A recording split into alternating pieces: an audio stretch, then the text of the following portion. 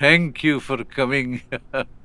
আমি আরো আগেই আসতাম স্যার, বোঝেন তো সংগঠন শক্তিশালী হচ্ছে, অনেক ধরনের ব্যস্ত। সংগঠন বলো না, বলো পলিটিক্যাল পার্টি। সংগঠন খেলে মাঠে, কিন্তু পলিটিক্সটা কোথায় হয়? এইখানে, মাথায়। আপনি আমাদের সবকিছু বোঝেন স্যার, এই জন্য তো বারবার আপনার কাছে আসি, আপনার কথা শুনি। শাফকাত জামানকে যে টাইটটা দিয়েছিলাম সেটা কি ঠিক হয়নি? হ্যাঁ, শাফকাত জামানকে টাইট দিয়েছ ঠিক আছে, সেই সাথে আমার ভাগ্নিটাকেও তো টাইট দিয়েছ। স্যার কিন্তু সেটা তো আপনারই নির্দেশনায়। না না, আমি তো বলি নাই ওদের হাত পা ভেঙে দিতে।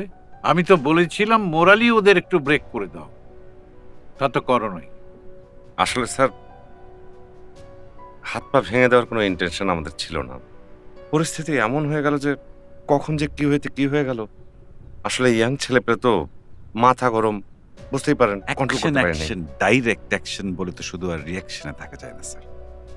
শোনো রাহাত, নতুন যে জোট হচ্ছে জনতান্ত্রিক জোট, সেখানে কিন্তু শাফকাত জামানের সিটটা একেবারে ফাঁকা।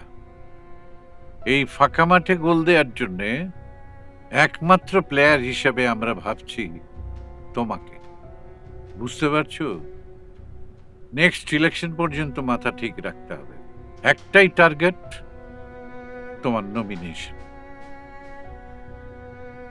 স্যার যতদিন আপনার হাতের ছায়া আমার মাথার উপর আছে, ঠিক ততদিন আমার মাথা ঠান্ডা থাকবে স্যার। হুম